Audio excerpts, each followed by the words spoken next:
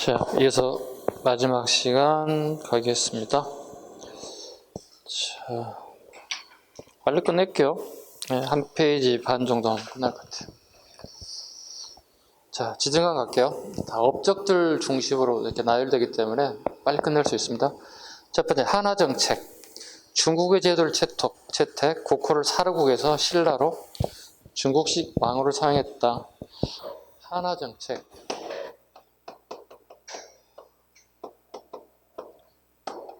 한족의 문화를 수용했다는 뜻입니다. 네, 중국 한족들 있죠? 네.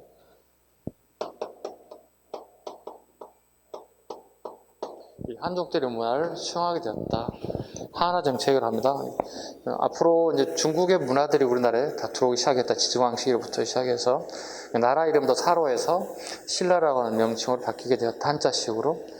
그리고 그동안 사용됐던 우리 글들이 사라져요. 우리 말들이 한자어로 다 바뀌기 시작합니다. 두 번째, 중국식 9년제다 지방제도를 개편. 중국식 주9년제가 뭐죠? 주9년이죠. 지방제도가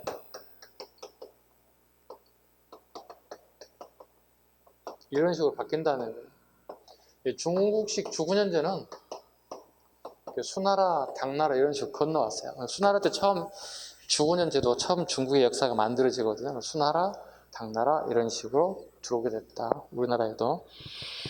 그 다음에 건농정책. 농업을 권하는 정책이죠. 그 대표적인 우경실시입니다. 이건 기출에 자주 나왔던 것들이에요. 별표 하나 하겠습니다. 우경. 발표면 소를 이용해서 밭을 갈았다. 우리가 농경이 시작될 때 아마 소를 이용해서 아마 분명히 경작을 했을 거예요. 근데 우경이 지중왕 때 나온 얘기는 이게 기록이 가장 빨라서예요. 아마 지중왕 전에 아마 우경이 시시될 거라고 보거든요. 지중왕 6세기 초 인물이거든요. 그렇다면 농업 시작된 시기에 이미 시작됐을 텐데 기록이 없어요. 가장 빠른 게 지중왕 때 우경이 나옵니다. 소를 이용해서 밭을 갈았다. 그 다음에 4번 금성에 동시를 설치. 이미 아까 설명드렸죠. 이건 통일 전입니다. 지중왕이 통일 전에 금성은 원래 경주를 지칭하는 단어입니다. 금성에 동시를 설치, 이를 감독하는 점감 두 사람을 두게 되었다. 즉 동시전에 관리를 두게 되었다. 두 명을 두게 되었다. 이런 뜻이 되겠죠. 5번 우상국 울릉도와 독도를 복속했다. 울릉도 독도를 복속했다. 신라장군 이사부 밑줄 긋습니다. 신라장군 이사부 아마 여러분 유치원 때만 불렀던 노래일 것도 합니다. 절대 틀리면 안 됩니다. 울릉도를 복속했다. 뭘로 가지고 복속했나? 협박한 게 뭐예요? 이사부가? 이 사람은 되게 젊은 이사부예요. 왜냐하면 진흥왕 때도 이사부가 나오거든요. 네? 전쟁 때 막 돌아다니거든요. 젊은 이사부가 울릉도를 복속했다. 협박한 물질이 뭐죠? 사자를 풀어놓겠다. 사자복 적어놓습니다. 그러니까 내가 좋은 말 할 때 항복하지 않으면 내가 사자를 풀어놓고 내가 좀 더 잡아먹을 거야. 뭐 이런 식이었어요. 사자가 나왔다는 얘기는 우리나라에 사자가 존재하지 않죠. 기껏해 호랑이죠. 이건 어디에 나오는 용어들이에요? 불교를 통해서 사자의 존재를 알아요. 왜냐하면 불교에서 사자는 소신 역할을 하는 거기 때문에 불교 공부를 하다 보면 사자란 게 나와요. 되게 위협적이라는 것도 알아요. 그래서 사자를 풀어놓겠다. 뭐로 만들었어요? 목각으로. 나무를 조각해서 만들어서 배에다 싣고 가죠. 네. 그 다음에 순장을 금지하고 상복을 입도록 했다. 순장 금지. 왕이나 부족 장들이 죽으면 그 밑에 모셨던 사람들 같이 죽여서 매장하는 걸 순장이라고 하죠. 그래서 그 순장 기록이 가장 빠른 게 지증왕 때입니다. 실은 그 순장은 모든 나라가 거의 다 있었다고 보면 돼요. 모든 나라들이 거의 순장 제도랑 있다고 봐야 돼요. 그 시대에 살았던 시대는. 이 순장이 금지된 시기는 기록이 가장 빠른 게 지증왕밖에 없어요. 지증왕 때 되게 기록이 많이 남아 있습니다. 북위의 사신을 파견. 북위의 사신을 왜 파견할까요? 외교 관계입니다. 그 다음에 아시촌에 소경을 설치했다. 작은 수도를 하나 더 만들었다. 그 다음에 얼음을 제장하는 서빙고 밑줄 그었습니다. 서빙고. 예, 그 예전에 선생님 학교 시절에는, 고등학교 시절에는 서빙고 하면 거의 대부분 빵집이었습니다. 예, 고삐리들이 가서 여고생들하고 데이트하는 장소였습니다. 주로 지금은 커피숍에서 많이 만나잖아요. 예전에 빵 먹으면서 없던 시절에 그것도 아닌데 대부분 그 시절에는 학생들이 커피숍이라는 걸 갈 수가 없었던 거니까 고등학생들이 거의 빵집에서 빵 먹으면서 이렇게 미팅했던 것 같아요. 참고로 선생님 미팅을 해본 적이 없습니다. 고등학교 때. 네, 그냥 순수하게 그냥 학교 집. 네, 내 인생에 네, 공부밖에 없다 이렇게 잘하지도 못하면서 잘하지도 못하면서 빵집을 별로 가본 적이 없습니다. 그 다음에 서빙고 밑줄 그으셨죠? 네. 서빙고를 만든 이유가 뭘 같아요? 빙수를 해먹으려고 한 게 아닙니다. 왕실에서 상을 당했을 경우 여름철에 얼음을 이렇게 시신 위에다 깔아서 약간 시신 부패를 막기 위한 방법들이에요. 신라도 있었고 고려도 있었고 조선에도 있었고 백제도 다 있었어요. 부해라는 나라도 존재했고 거의 대부분 그 측에서 겨울에 이렇게 얼음이 얼잖아요. 특히 한강 같은 게 엄청나게 두껍게 얼잖아요. 잘라가지고 지하에다가 이렇게 땅굴 파듯이 파요. 쭉 10m, 20m 내려가는 거. 온도 뚝 떨어지잖아요. 거기다 얼음을 계속 보관해 놓는 거예요. 그리고 여름에 혹시 이제 왕실의 상을 당하게 되면 그걸 꺼내서 시신의 부패를 늦춰야 됩니다. 기본적으로 우리가 그 유교주의 국가이기 때문에 보통 최소 3일상을 치른단 말이에요. 그럼 3일 동안 놔두면 시신이 부패하면 냄새 때문에 못 버텨요, 이게. 밑에다가 쫙 깔아야 돼요. 그리고 나뭇가지를 올리고 그다음에 간을 넣고 시신을 올려서 최대한 늦춰야 되는 역할이에요. 그래서 서빙고가 필요해요. 생각해보세요. 여름철, 지금쯤에 아마 상을 당하게 되면 어떡해요? 예전에 민간에서는 시신 부패 때문에 못 버텨요, 이거. 지금 우리가 장례식장 가면 어떻게 좋은 냉장고에 탁 집어 넣어버리잖아요. 보신 분 계시죠? 네. 돌아가시면 좋은 냉장고에 저장해 놓습니다. 그리고 하루 지나면 어떻게 입간식 간다고 그러잖아요. 네.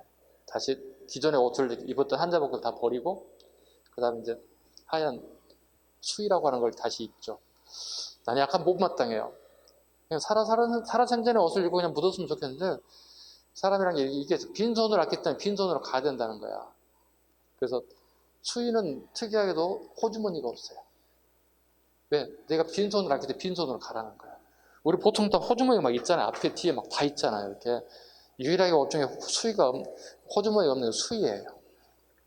나중에 한번 봐보세요. 혹시 이제 가족들 상담하게 되면 호주머니가 없는 게 수의예요. 빈손으로 왔으니까 빈손으로 가라. 뭘 가지고 가지 말라. 뭐 이런 뜻이에요. 근데 옛날에 왕족들 어떻게 관에다 무지하게 가져갔잖아. 부장품 엄청 가져갔잖아. 막 쓰던 여러분 뭐 가져가야 돼? 요즘 휴대폰 안 가져가고 병날 걸 두고 가져도 그죠? 저부터도 맨날 쉬는 시간 되면 휴대폰 검색하거든. 그래서 나 죽을 때 유언으로 야, 최신 휴대폰 좀 넣어주라 해야 될 것 같아. 어때? 그렇다고 TV 막 50인치 넣어줘 이럴 순 없잖아요. 매일 보는 TV 넣어줘 이럴 순 없잖아요. 쓰던 휴대폰 좀 넣어줘 했으면 쓰겠어. 최신형으로 해주라 이렇게. 검색 잘 되는 걸로 해달라고 해야 될 것 같아. 자, 미실성 등 12성을 축조했다. 경북 영일군 흥해면 지역으로 추정되고 있는데, 즉 영일군이니까 요즘처럼 포항이죠. 경상북도 포항 지역까지도 영토 확장되었다. 즉 신라가 점점 국력이 커지고 있음을 보이고 있습니다. 법흥왕 가겠습니다. 법흥왕. 여기서 가장 잘 나오는 거 뭔지 아세요?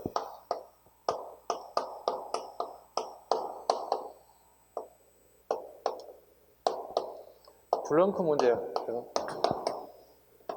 가로놓기 문제 가장 잘 나와요. 여기서.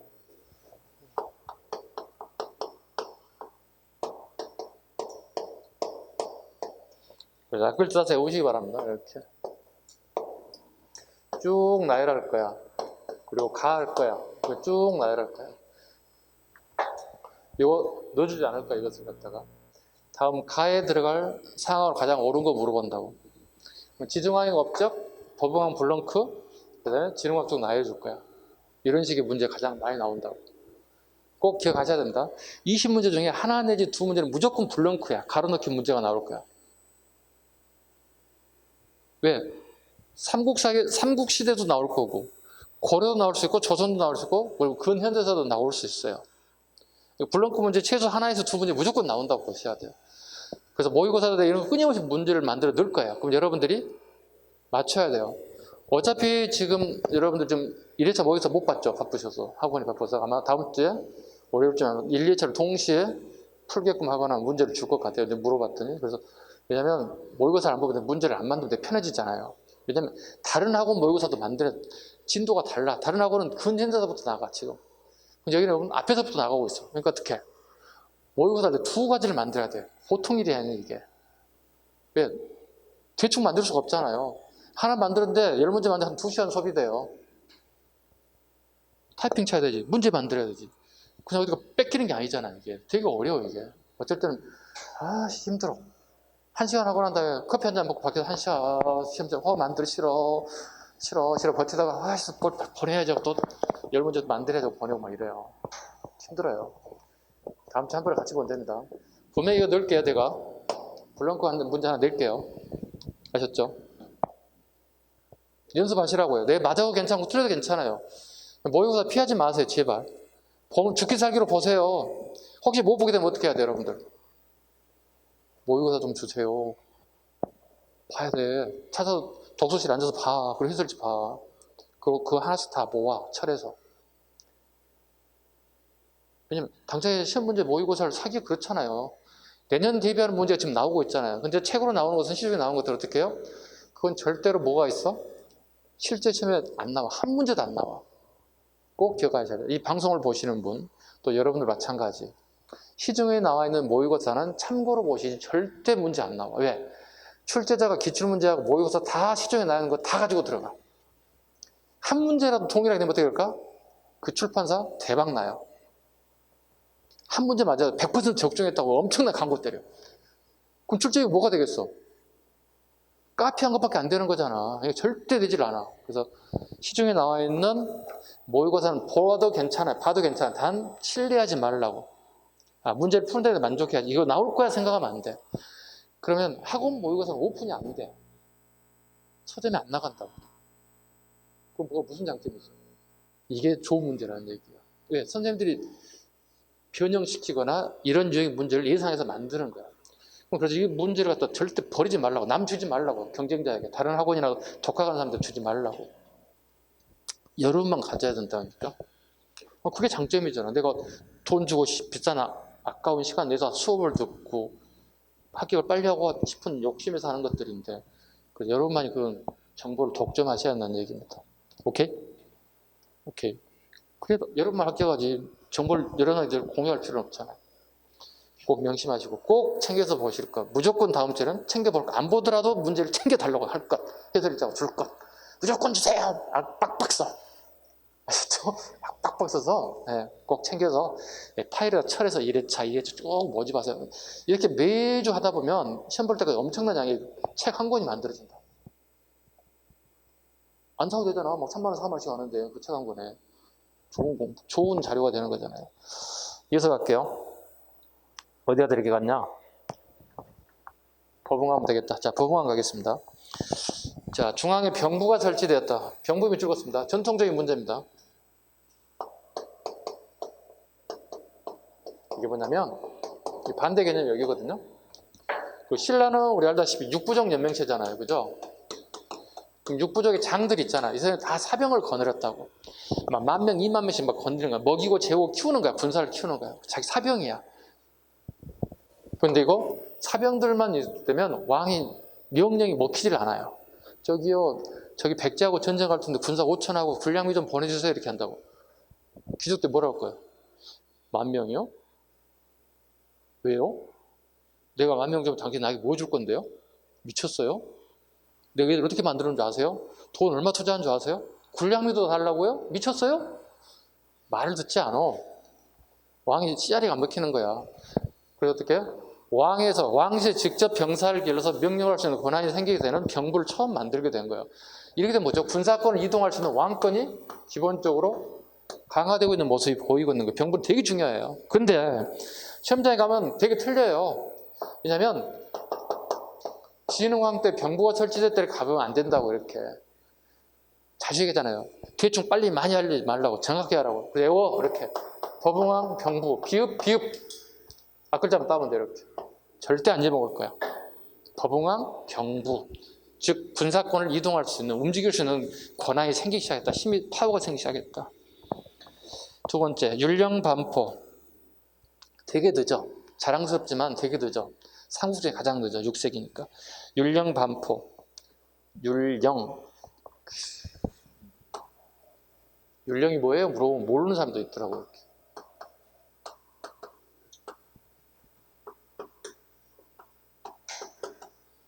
법률이고요. 여기는 명령이에요. 이게 뭐예요? 형법이잖아요. 여기 뭐예요? 명령은 행정법이잖아요. 국가가 사인에게, 네? 국가가 사인에게, 개인에게 명령하는 게 행정법이잖아요. 우리 매일 지키고 있잖아요. 신호들 건널 때는 빨간불에 건너지 말고 파란불에 건너세요. 명령이잖아요. 국가가 우리에게 막 명령하잖아요. 내가 빨간불이고 뭐 그냥 갈래요. 요 교통법 위반입니다. 우리 딱지 뜯잖아요. 여보세요 이렇게 하죠. 당신이 뭔지 뜯어요. 그래서 행정법 근거에 의해서 딱 나와버린다고. 이게 율령은 두 개가 합쳐졌다. 그죠? 율령이 반포되었다. 그 다음에 백간의 공부 이미 했죠. 자비청황. 자비청황. 고려는 무슨 색깔이라고 그랬어요? 자, 단, 비, 녹, 강종이에요. 여기는. 이 공복을 제정했다는 것은 무슨 의미냐면 왕권이 강화되고 있다는 사실이고요. 그 다음에 귀족사임을 증명하고 있어요. 옷 색깔에 따라서 내 지위를 갖다가 알려주는 거예요. 옷 색깔이 나보다 높은 애인지 낮은지를 갖다가 평가할 수 있어요. 내 스스로 알 수 있는 거예요. 지금 우리 어떻게 자유스럽게 복장을 입고 또 양복을 입고 어떤 복장을 가든 간에 그 복식을 가지고 이 사람이 나보다 더 높은 사람인지 낮은 사람인지 우리가 알 수가 없어요. 여러분 공무원이 되고 난 다음에 출근할 때. 그죠? 대충 그때 한 50 정도 보이는 아저씨가 지나간다. 공무원 같아. 당연히 나보다 높겠지. 그죠? 일단 출발점부터 시작해서 지금까지 왔다면 벌써 틀려졌겠지. 네. 근데 여기는 복식 가지고 나의 이치를 알 수 있었다는 거죠. 즉 계급사임을 증명하고 있습니다. 17관등 마련과 골품제를 정비하게 되었다. 17관등. 아까 14, 16, 17 기억나시죠? 고구려 14, 백제 16, 신라 17관등이었다. 이게 뭐예요? 17관등이 만들었다는 그 자체가 뭐예요? 율령이에요. 즉 법이 만들었다는 의미를 가지고 있는 거예요. 골품제가 정비되었다. 골품제를 뭐죠? 성골, 진골하는 거예요. 성골, 진골, 6두품, 5두품, 4두품, 3두품, 2두품, 1두품 얘기하는 거예요. 그 다음에 4번 건원 밑줄 그어야 됩니다. 건원. 건원이라는 독자적 연호를 사용했다. 건원을 썼다는 얘기는 황제국을 표방하는 거예요. 중국에 얘기하는 거예요. 야, 우리 황제국이야. 까불지 마. 같은 너희들과 같은 쌤쌤이야. 이렇게 하고 있는 거예요. 건원입니다. 건자 세웠다. 원자는 으뜸 원자예요. 처음으로 세웠다 이런 뜻이 되겠습니다. 말 그대로.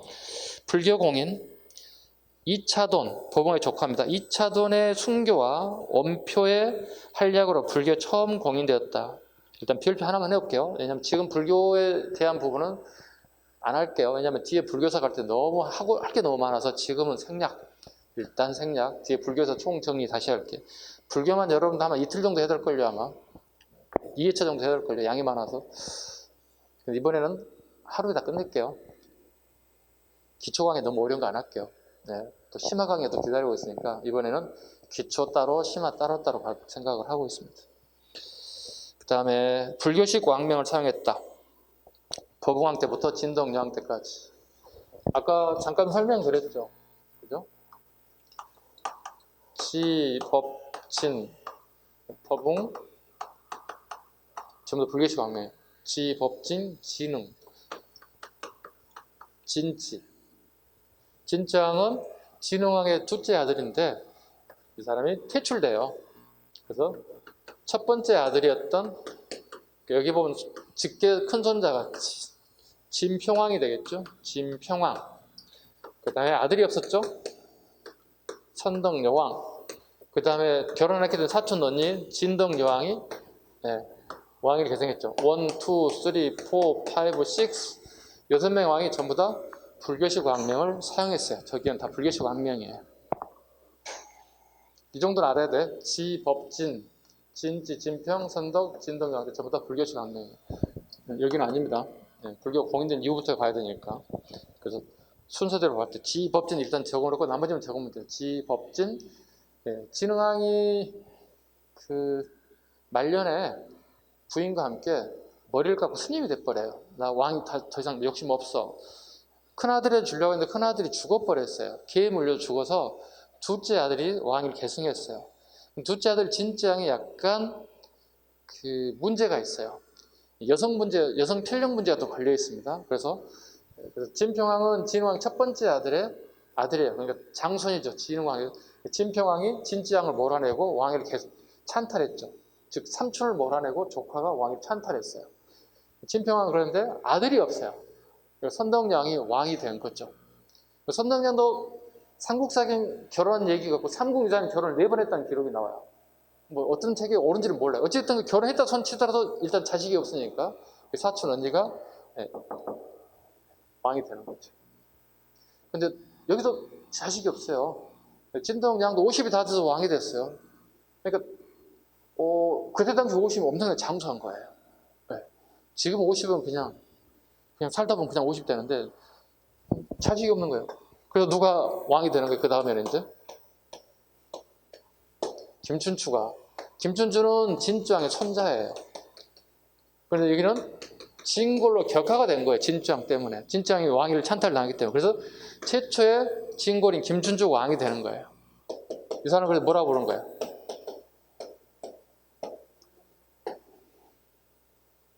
이걸 묘호라 불러요. 죽고 난 다음에 태종이라 부르고. 이 사람은 뭐라 부르죠? 시호라 불러요. 왜냐하면 생전에 무슨 업적을 쌓았냐 보는 거예요. 그래서 무열이니까 어떻게? 연락이 쌓은 왕이라는 뜻이지. 어려운 거 없어. 생전에 뭐 했어? 연락이 공부했으면 어떻게? 태종 공부는 공짜라고 해야 되나? 무공을 해야 되나? 약간 유치하긴 하다. 예, 뭐 공부 열심히 했다면 다른 어떤 시호가 붙었겠죠. 네, 백제하고 통일을 위한 연락에 싸운 왕이다 봐야 되겠죠.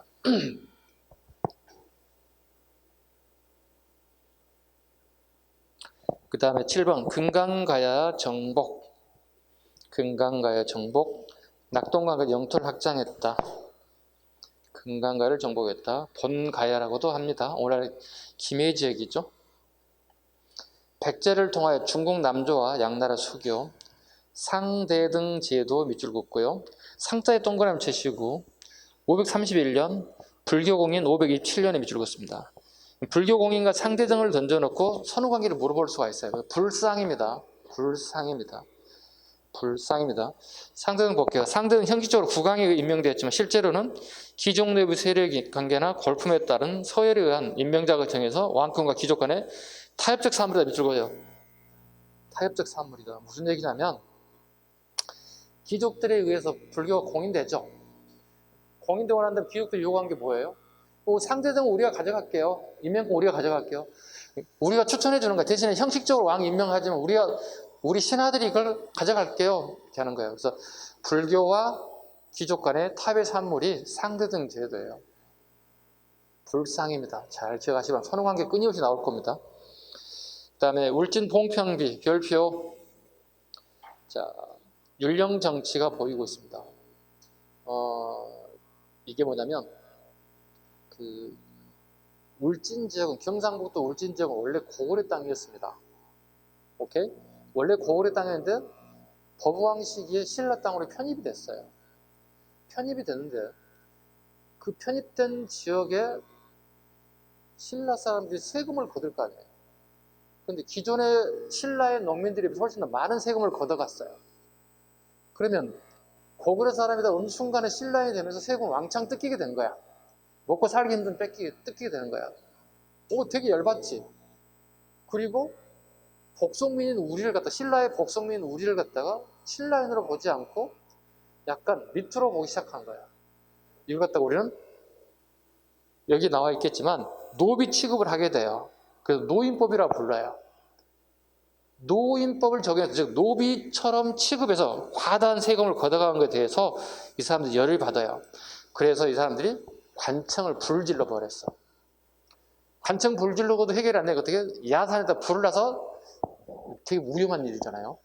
불을 질러 버렸어요. 그 지역민들이 총동원돼서 겨우 불을 잡았어요. 왕이 보고됐겠죠. 왕이 열받았어요. 친히 내가 울진을 가겠노라. 군사를 끌고 직접 법왕이 울진까지 왔어. 다 체포해서 잡아놨을 거 아니야. 고구려 사람들이랑 같이 신라 사람 됐잖아. 복속민이잖아. 그냥 똑같은 대우로 좀 상관이 없어. 차별도 해버린 거야. 야, 니들 세금 더 많이 해야 돼. 얘들 불만이 있지. 그래서 얘들 갖다가 엄벌에 처하게 됐어요. 그 기록이 울진 봉평비에 나와 있어요. 즉 이걸 통해서 뭐예요? 여러 가지 상황들을 알 수 있어요. 아, 이러이러한 죄를 지은 사람 처벌했다는 얘기는 뭐야? 율령이 반포됐으면 우리가 직접 눈으로 확인할 수 있다. 노인법 나와 있죠. 그 노비 노자예요. 사람을 노비처럼 다뤘다는 뜻이에요. 말 그대로 노인이니까. 늙을 노자가 아니라 노비 노자니까. 복속민들을 노비처럼 처했다는 얘기는 세금을 왕창 뜯어갔다는 의미가 되는 거예요. 그게 불만이 쌓였겠지. 동해안으로 영토 확장되었음을 증명한다. 보통 경주 중심의 신라에서 동해안 쪽 해안로를 따라 울진까지 올라갔다는 얘기.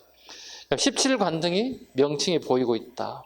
신라 육부의 존재가 보이고 있더라. 신라 육부족에 해당되는 존재가 보이고 있더라. 그래서 얼룩소를 잡아서 하늘에 제사 지냈다는 얘기 보이더라. 얼룩소는 밑에 흑소라고 적어놓으세요. 흑소입니다. 얼룩소는 우리말로 흑소. 까만 소입니다. 네, 우리 토종 흑소입니다. 그러니까 한우인데 한우의 종류가 한 3가지 정도 된다고 그래요. 우리가 지금 현재 보고 있는 누르스름한 그 항소 있죠. 그거 하나, 그 다음에 흑소. 그 다음에 항소 쪽에 막 점박이가 박힌 게 있대요. 한 3가지 종류가 토종 한우랍니다. 그 중에 맛은 이게 제일 좋대요. 먹어보진 않았지만 기록에, 상무자의 기록에 나와 이게 제일 맛있는. 그래서 일제강점기에 일본 놈의 새끼들이 경주에 출장 가는 걸 되게 좋아했대. 왜? 흑소를 먹을 수 있어서. 너무 맛있는 거야. 그래서 흑소를 종자를 일본으로 가져가 한국에 있는 흑소를 다 잡아먹어버렸어. 그리고 자기네 서인양처럼 일본 토종 서인양처럼 흑소를 길러서 소문하고 자기처럼 만들었어. 근데 우리 기록이 그걸 속일 수는 없잖아요. 기록이랑 거짓말 못하잖아요. 그래서 우리 육종학자들 제주도에 갔더니 흑소가 몇 마리 남아있었어요. 그걸 다시 번식을 시켜서 제주도 농장을 만들어서 되게 크게 다시 복원하고 있어요. 앞으로 머지 않았어요. 10년 안쪽으로 우리가 한우 중에 흑소를 먹을 수 있는 날이 올 거야. 아마 TV 광고 곧 나올 거야. 제주 흑소가 뭐 이렇게 막 광고가 나올 거야. 그럼 그때 생각하세요. 선생님 10년 정도 봤는데 되게 빨리 나왔네? 되게 번식력이 좋은가 본데? 먹어봐야지 일단. 그렇죠? 그때 나올 때 놀리지 말라고. TV 광고는 한우 흑소 막 나올 때 저기 울소야? 까만 소입니다. 혹시 광고 나오게 되길라? 나왔고 드디어 놀리지 말까. 근데 이것만 기억나면 안 된다고. 이게 어디에 들어가 있다고? 울진 봉평비에 들어가 있다고. 울진 봉평 흑소 잡아 제사지는 기록이 남아있다고. 법흥왕 19년 금강국의 왕인 김구예가 왕비와 세 아들을 데리고 항복하 했다. 금강은 뭐야? 금강 가야죠. 김해 지역의 금강 가요. 왕비와 세 아들 중에 막내 아들이 누굴까요? 세 아들 중에 막내 아들이 누구예요? 김무력 장군이에요. 누구의 조부님이시라고요? 김유신의 조부님이세요. 그럼 이 사람들 어떻게요? 신라의 진골로 편입됐어요. 왕족은 성골이죠. 진골로 편입된 데는 되게 높은 벼슬이 된 거예요. 근데 알게 모르게 알력이 좀 있어요. 왜냐면 우리는 신라의 경주에 그어진 오리지널티가 있는 뼈다구가 진짜 진골이라 생각하고 얘들은 약간 하시받는 거예요. 야, 너희들 망한 나라에서 온 애들이잖아. 그럼 얘들은 어떻게 약간 열등의식이 좀 있어. 같은 진골에도. 그러면 김무력, 김유신은 이 열등감을 이겨내기 위한 방법은 뭘까? 신분지사는 열등감 되게 중요한데 전쟁에 나가면 제일 선봉에 서야 돼. 제일 선봉에 서야 돼. 화살 날라와도 막 날라가야 돼. 왜? 나의 용맹함을 보여줘야 돼. 내가 너네들에게 뒤질 게 없다는 걸 막 보여줘야 되는 거야, 사람들에게. 와, 저 새끼 대단해. 장난 아니야. 전쟁도 나가서 막 화살 맞아 막 앞으로 가는 놈들이야. 아, 무서운 애들이야. 어떻게?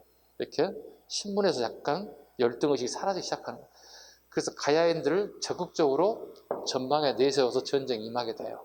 또 이들도 마찬가지로 이걸 이겨내기 위해서는 최전방에 나와서 너희들과 다름이 없다. 더 열심히 싸우는 사람들 보여주기 위해서 다 쓰는 사람들. 김유신이 커지는 이유가 뭘까요? 가야인으로서 열등감을 해결해야 되는 거고 더 이상 클 수가 없어. 왜? 딱 진골에서 멈춘다고. 그럼 이 진골에서 멈추려고 하는 것은 그 정치적 야망을 가지고 있는 사람들 한계에 봉착되는 거잖아요. 그럼 나를 더 밀어줘서 푸시해주는 사람이 누굴까 봤더니 요거거든. 요 새끼거든. 앞으로 왕들로는 딱 요거밖에 없거든. 제일 능력 뛰어난 애가. 왜? 아까 얘기했잖아. 선덕, 진동 다 아들 명의들이 없다고. 그러면 가장 가까운 선덕 여왕의 또 조카야, 김춘추가. 언니 아들이야 또. 되게 복잡해. 네, 복잡해. 몰아냈는데 또 복잡해 또. 네, 이 근친혼 관계란 말이야. 자기 언니 아들이 조카야, 친조카야. 선덕여왕이 김춘추를 되게 이뻐해. 자기 친언니 아들이니까. 그죠? 또 똑똑해 얘가. 그러니까 가장 왕이 될 만한 누군가 봐도 김춘추야. 이거 잡아야 되겠네 해서 김유신이 김춘추에게 자기 여동생 문희를 시집 보내잖아요. 시집 보내잖아요. 그래서 문무가 하나 합쳐지잖아요. 그래서 거기서 문희가 첫 딸을 낳게 되잖아요. 그 첫 딸을 김춘추한테 김춘추가 김유신 공에게 보내잖아요. 결혼하잖아요. 자기 조카하고 결혼하게 돼요. 복잡해 족보가 이거. 그리고 흔히 이런 족보를 우리는 이렇게 얘기하죠. 이렇게 신라 그다음에 고려 이렇게 왕실 공부하다 보면 이 뭐야? 뭐 이런 개땡땡 뭐 이런 게 되게 많아서 가끔 혼란에 빠지게 돼요. 도대체 이게 뭐지? 그렇습니다. 무슨 말인지 가시겠죠? 다 이어서 가겠습니다. 집업진에서 진흥왕 가야 되겠죠? 진흥왕 가겠습니다. 6세기 최고의 전성기왕 4, 5, 6, 105신에서 신라의 최고 전성기왕입니다. 자, 진흥왕 보겠습니다. 영토학장에 가장 유명하죠. 단양 적성비. 중령 땅을 확보했다. 충청도 단양 지역을 빼앗았다. 고구려 땅이었죠. 중령 땅을 확보했다. 소백산맥을 넘어 적성을 점령했다. 충청북도 단양군 적성면입니다. 적성이란 말은 적성면입니다. 오늘날에 충청북도 단양군 적성을 점령했다. 북한산비 한강 하류 지역을 차지했다. 한강 하류를 누가 싸웠나요? 한강 하류니까 백제하고 싸웠죠. 백제 성왕하고 싸워서 자기 장인을 물리치고 신주를 설치했다. 신주의 군주가 누구예요? 아까?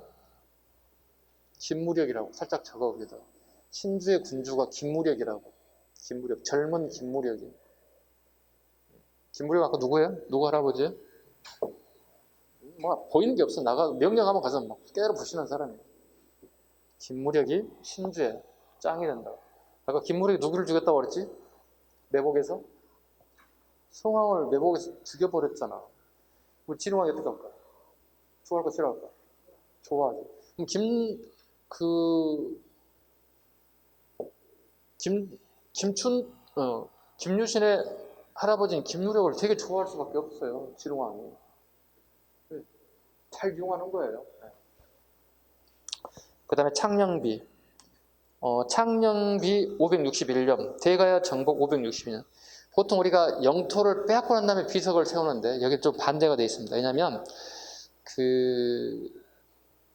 561년에 창녕비를 먼저 세워요. 이미 대가야는 끝난 거예요. 대가야는 끝났다 생각하고 비석을 세운 거야. 근데 문제는 대가야 사람들이 반란이 일어났어요. 그래서 다시 군을 동원해서 김무력 같은 사람을 동원해서 다시 대가를 정복해 버렸어요. 그래서 순서 여기만 좀 유일하게 좀 바뀌어져 있어요. 561, 560 좀 바뀌어 있어요. 요거 이제 한번 출제가 됐어요. 좀 까다로운 시험이 출제가 됐어요. 고구려 공격, 함흥평야 진출, 항초령비, 그다음에 마운령비까지, 즉 오늘날 함경도 지역까지 점령하게 되었다. 윤정현이 발견하고 김정희가 고정한 항초령비. 마운령비 체남선이 고정하였다. 비열홀주가 설치되다. 체남선 밑줄을 그었습니다. 비열홀주 밑줄을 그었습니다. 체남선이 고정하게 되었다. 이게 뭐라 고정했다고? 진흥왕 순수비임을 고정했다. 순수비를 구분할 수 있죠. 순수비. 잠깐만. 순수비가 뭔지를 모르는 사람들이 있을 수 있는데. 순수비란 모르겠다. 있을 텐데.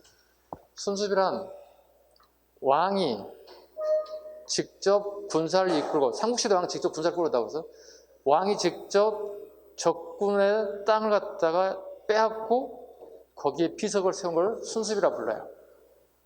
순수비라 불러요. 왜냐하면 거기에 살고 있는 관리들이 내가 왕이 오게 되면 막 보고를 하는 거야. 레포팅을 하는 거야. 대통령이 왔을 때 그쪽 지역의 지방관들이 보고합니다.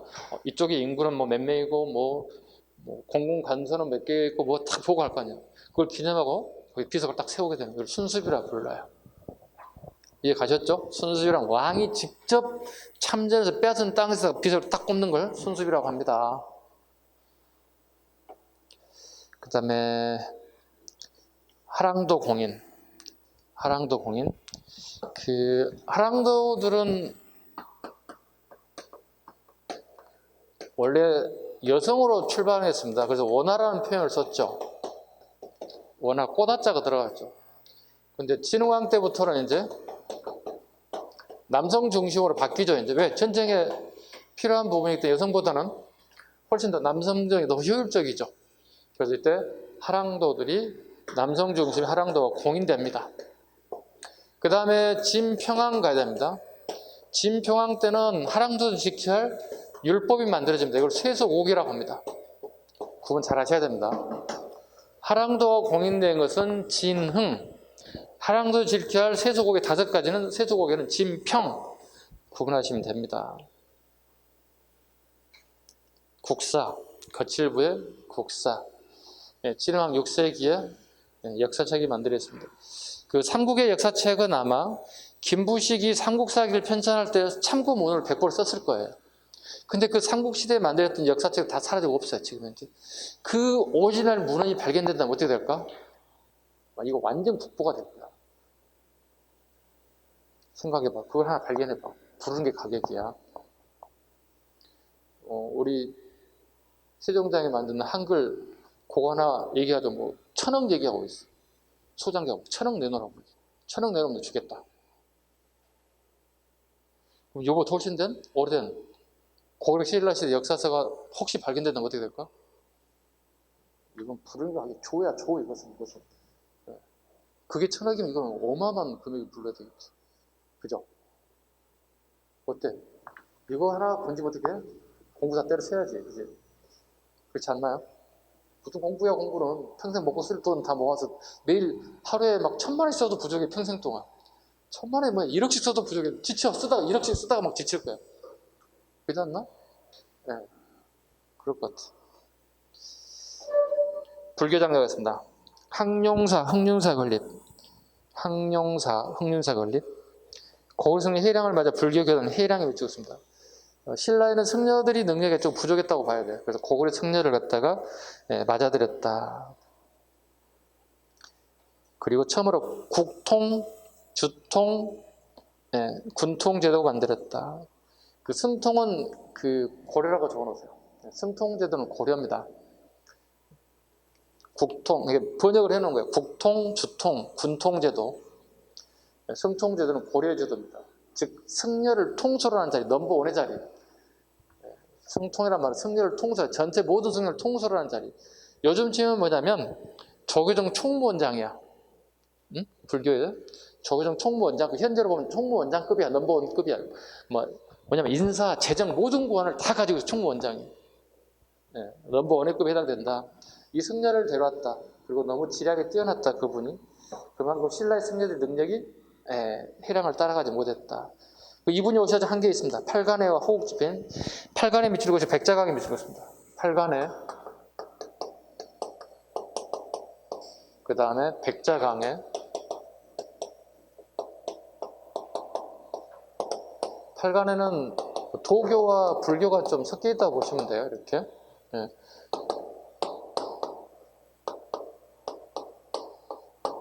국가의 안녕과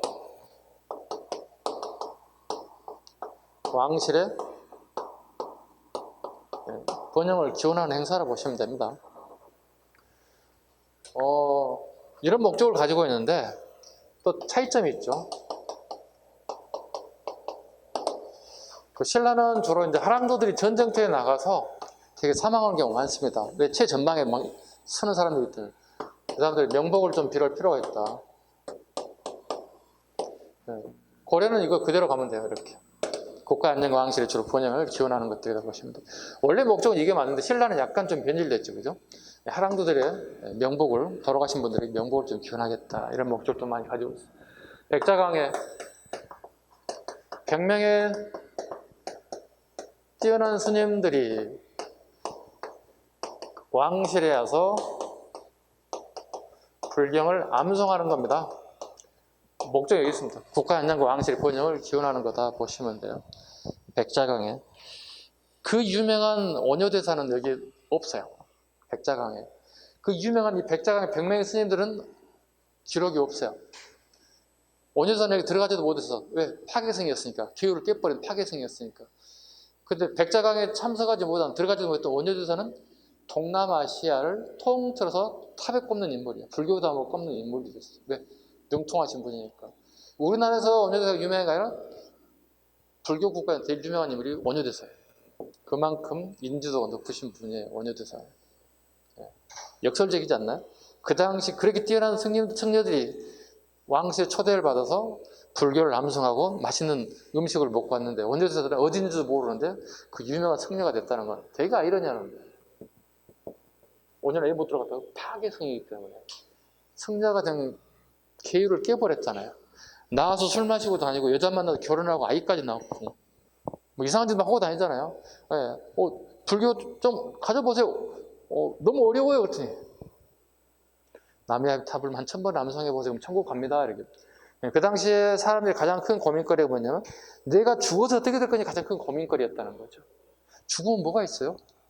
많은 사람이 천국 가고 싶으면 내가 천국 갈 수 있을까요? 막 이런 고민거리 있었던 것 같아요. 그래서 불경책을 이룰 수 있는 능력이 안 되기 때문에, 한자 능력이 안 되기 때문에, 해독 능력이 안 되기 때문에 대신에 남야비탑을 한 1000번 정도 암송하세요. 이렇게 했다는 거예요. 왜 뭐 하는 사람들이 어떻게 남야비탑 이렇게 외치고 다녔다는 거죠.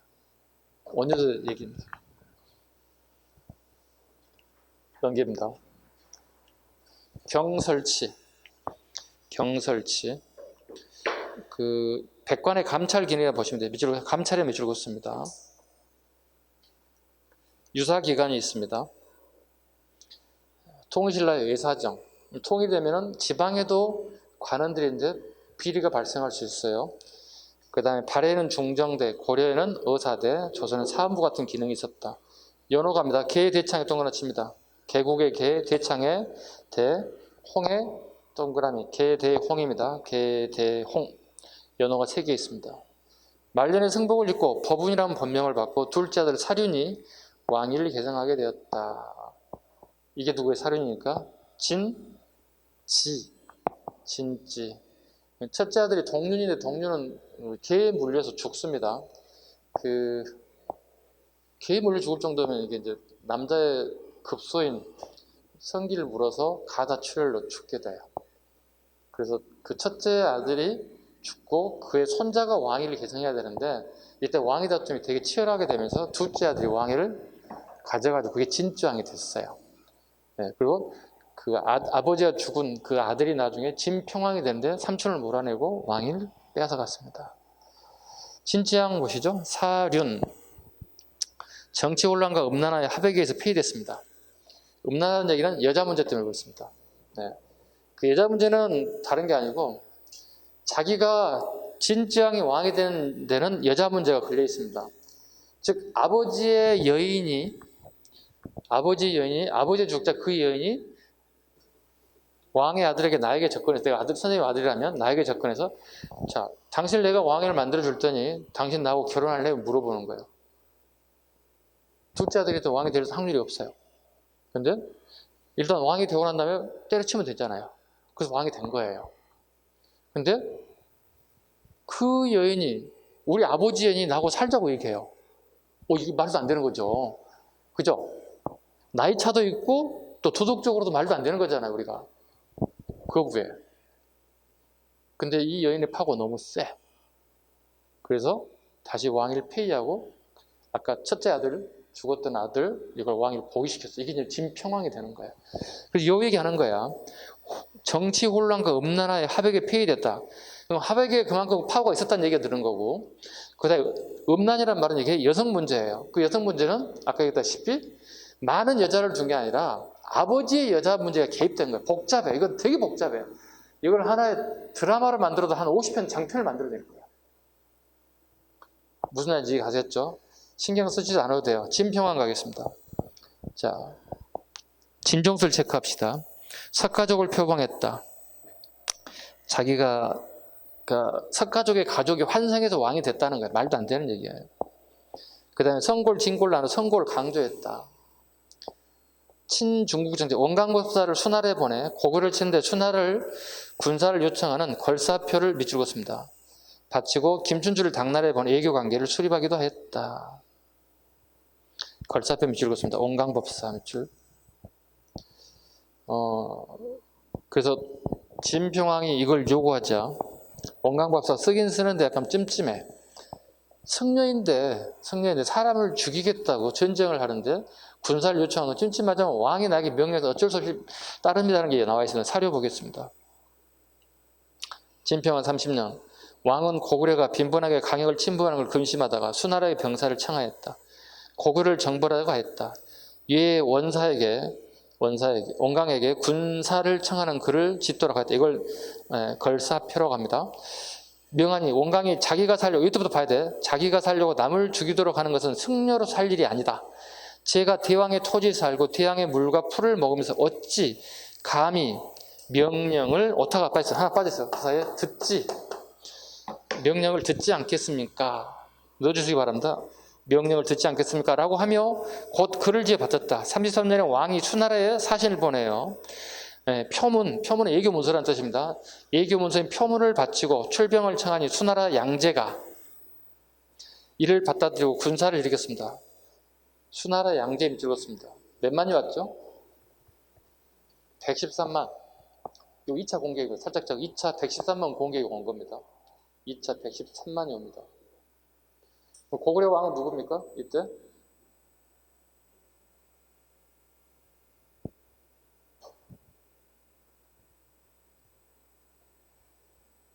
영유왕. 자, 그 다음엔 정책도 갑니다. 4번 세수고개. 원강은 하랑도 실천윤리를 세수고개를 갖다가 바쳤다. 세속은 거꾸로 읽어보세요. 속세지. 그럼 하랑도들이 지켜야 할 율법을 얘기하는 거예요. 연호, 검복, 난삼의 신성비, 신성축조, 노동력을 동원하는 기록이 있다. 별표. 비석이 되게 많은데 남산 신선비는 노역 동원 기록이 나와 있습니다. 그 다음에 선덕여왕가죠. 1번의 별표 한 3개 하겠습니다. 자장의 권위로 항룡사 구축 목탑을 축조, 분황사 모든 석탑, 첨성들 축조했다. 꼭 이해할 것은 선덕여왕은 신라가 통일되기 이전의 왕이다. 통일 전의 정책들이에요. 그러니까 가끔 시험에 통일 전의 정책과 통일 이후의 정책을 분리할 줄 아는지를 물어보는 경우가 있어요. 선덕여왕은 통일 전의 왕이기 때문에 이 같은 건 전부 다 통일 전의 선덕여왕의 정책이다. 꼭 알아두실 것 자장입니다. 그래서 항룡사 잡아요. 항룡사는 누가 건립했어요? 구분하셔야 돼. 진흥왕이에요. 이거. 자, 항룡사 9층 목탑입니다. 원래는 이 항룡사, 요거부터 보자. 항룡사는 원래는 궁궐을 지으려고 하는 궁궐터였어요. 근데 진흥왕이 궁궐터로서 궁궐을 확충공사하려고 했는데 꿈에 나타났어요. 꿈에 뭐라고? 절을 건립하라고. 그래서 항룡사는 궁궐하고 바로 붙어 있어요. 보통 절들은 산 위에 올라가 있어야 되잖아요. 상식적으로 본다면. 근데 요것은 딱 궁궐터에 바로 옆에 붙어 있어요. 그 다음에 항룡사 9층 목탑은 항룡사라고 하는 절 바로 앞에다가, 자, 이게 항룡사 절터라면 여기다가 대빵 큰 이만한 9층 목탑을 만들었다는 뜻이에요. 구분하셔야 돼. 진흥왕. 여기는 선덕여왕입니다. 9개 탑을 만들어서 각 나라를 정하게 되면 그 나라들이 다 나에게 무릎을 꿇고 올 것이다. 이게 뭐죠? 그래서 호국사상이라 불러요. 호국사상이다 이렇게 불러요. 호국사상이란 우리나라를 불국의 나라는 부처님의 나라를 만들게 되면 이 부처가 우리나라를 지켜줄 것이다 하는 사상이에요. 그걸 호국사상이라 불러요. 지금의 우리의 시각으로 보면 말도 안 되는 거지. 아니 탑에다가 나라 적어놓는다고 무슨 나라가 지켜져요? 말도 안 되는 건데 그 당시의 사람들의 사상이에요. 네. 두 번째, 오교 중에 하나인 계율종을 개창했다. 계율종 일단 밑줄 긋습니다. 이건 불교사 할 때 다시 하겠습니다. 3번, 의장의 군사 김품석이 성주련 대야성을 함락, 김춘철을 고구려 연구소에 파견하여 구원 요청, 교섭에 실패했다. 실패하고 난 다음에 가는 게 어디예요? 당나라로 가게 되는 거예요. 이때부터. 예. 피담의 난. 선덕 여왕이 정치를 잘못한다는 명분을 내걸고 신라 최고의 관직인 상대등 피담이 일으킨 반란으로 이 와중에 선덕 여왕이 죽어요. 스트레스로 죽어요. 그리고 진덕 여왕이 사촌 언니가 즉위 하는 등 왕실의 얘기를 맞이했다. 이때 김춘추와 김유시 손을 잡아 이 사람들 활약으로 이 피담의 난을 진압하게 돼요. 그리고 50이 넘은 진덕 여왕은 큰 힘을 발휘할 수 없었겠죠. 실질적인 권한은 다 김춘추하고 김유신이 가지고 있었겠죠. 그래서 이 사람들을 이 실권을 장악하게 되었다. 그 다음에 5번. 재작년 이건 아니구나. 임평이라는 연호를 사용하게 되었다. 임평의 연호를 사용했다. 조선과 밑줄 긋습니다. 임평 연호. 그 다음에 오른쪽. 선덕여왕의 직위삼사 봅니다. 선덕여왕의 직위삼사. 이게 뭐냐면 되게 현명했던 어떤 선택을 얘기하는 거예요. 선덕여왕이 그만큼 현명했다, 똑똑했다. 이 세 가지 예를 들어서 이렇게 보는 거면, 첫째, 당나라 황제가 붉은색, 자주색, 흰색의 모란꽃 그림과 꽃씨를 보내왔는데 선덕여왕이 말하기를 이 꽃은 매우 아름다우나 꽃에 벌과 나비가 없으니 반드시 향기가 없을 것이다 했는데 그 씨를 심으니 과연 향기가 없었다. 왕이 죽기 전에 여러 신하들에게 왕의 아뢰었다. 어떻게 해서 모란 꽃에 향기가 없고 개구리가 우는 것으로 변이 있다는 것을 아셨습니까? 라고 왕이 대답하기를 꽃을 그린 나비가 없으므로 그 향기가 없는 것을 알 수 있었다. 이것은 당나라 임금이 나에게 짝이 없다는 것을 희롱하게 한 것이다. 이렇게 보내겠다는 거예요. 맞는 얘기 같죠? 그건 실은 틀렸어요. 실은 선덕여왕이 잘못 알고 있는 정보예요. 당나라 시기 이 시기의 그림에는 나비나 꽃 옆에 나비라든가 이런 걸 그리지 않는 게 그 당시 조류 흐름이었어요. 네. 다르게 보면 그 시대 이쪽 당나라의 미술을 잘 몰랐던 거예요. 자기 판단에 따라서 꽃에 나비가 없다는 것은 향기가 없다는 것을 의미한다. 그럼 나를 비교해서 얘기하는 거 아니냐, 조롱하는 거 아니냐 이렇게 보내겠을 뿐이지 그건 아니었어요. 이건 선덕여왕의 약간의 정보가 부족했거나 무지했거나 둘 중에 하나일 거라고 봅니다. 그 다음에 아까 그 개구리 우는 거 있다고 그랬잖아요. 겨울철인데 병사가 매복에 있는데 막 개구리만 울고 난리가 아니에요. 겨울에 개구리가 울 일 없잖아요. 왜? 동면에 들어갔잖아요. 그럼 누군가가 자기 보금자리에 와서 침범해 왔다는 얘기거든. 그러니까 개구리들이 잠이 깨가지고 울고 난리가 난 거예요. 이거 왕실에 보고가 들어간 거예요. 왕에게 보고가 들어가서 뭐야? 개구리가 저녁에 겨울에 울고 있다고? 야, 그럼 분명히 거기는 백제군 누군가가 와서 매복하고 오거나 움직임이 있다는 거다. 거기 빨리 군사를 파병해라. 아이나들 가서 봤더니 백제 군사들이 매복하고 있다는 사실을 알게 되고 진압하게 되었다. 되게 뛰어난 어떤 뭐 이런 걸 얘기하고 있는 거야. 그러니까 막 띄우는 거야. 이렇게 직위삼사라는 게. 하나 또 있어요. 그 밑에 이미 해석이 돼 있죠. 겨울인데도 영묘사의 옥문지에 많은 개구리가 모여 운다는 사실을 듣고 정병을 여근곡에 백제공을 씁니다. 여근곡 되게 재밌는데 여성의 몸처럼 돼 있다고 해서 그걸 여근곡이라 불러요. 네. 하나 더 있어요. 직위삼사기 때 세 가지 해야 되잖아요. 하나, 둘. 하나는 뭐가 있냐면 여기 기록에 빠져 있는데요. 자신의 죽음을 예언해요. 그 밑에 살짝 별표 하나 적고 겨울에 그 옆에다 자신의 죽음을 예언합니다. 자신의 죽음을 예언하고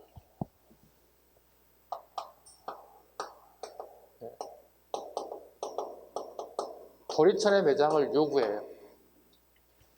도리천은 알고 봤더니 천국을 가는 가장 마지막 길에 여기에 있었어요. 신라의 도리천에다가 매장해달라고 요구했어요. 나중에 알고 봤더니 천국으로 가는 바로 초입에 있는 천이었어요. 용비어천가요? 선덕여왕이든 용비어천가라고 쉽게 얘기했어요.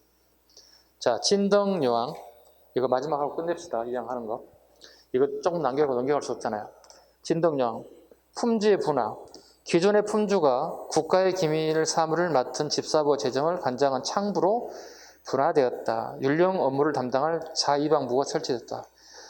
일본의 별표. 시험에 잘 나옵니다. 기존의 품주가 국가의 기밀 사무를 담당하는 집사부 밑줄, 그 다음에 재정을 담당한 창부로 세분화시켰다. 율령 업무를 담당한 형을 담당한 자2방부가 또 새롭게 설치되었다.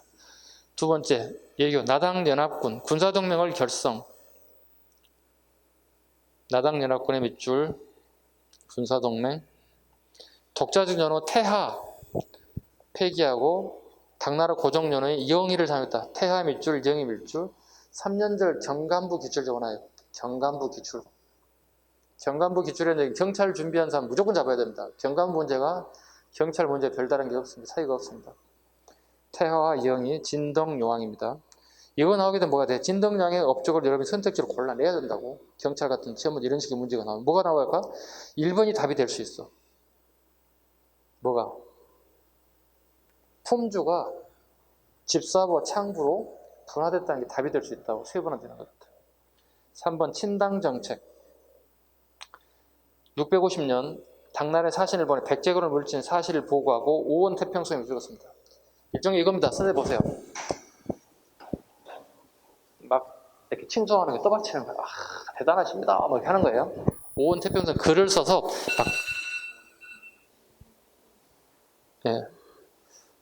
다행히 제가 임신을 안 해서 애 떨어질 뻔했어요. 깜짝 놀랐어요. 내가 임신했다면 아마 떨어졌을 거예요. 벌써 지금 바로 응급차가 불렀을 거예요. 이게 무슨 얘기인지 알겠다. 갑자기 따르릉이 올려서 지금. 자, 다시 할게요. 650년 당나라의 사신을 보내 백제군을 물리친 사실을 보고하고 오원 태평성을 바쳤다. 즉 당나라에 막 이렇게 띄우기 하는 작전들에다 일종의 아부성 같은 시가 많이 바쳐졌다. 이렇게 보시면 되겠습니다. 됐죠? 이렇게 해서 신라까지 전체적으로 잡았고요.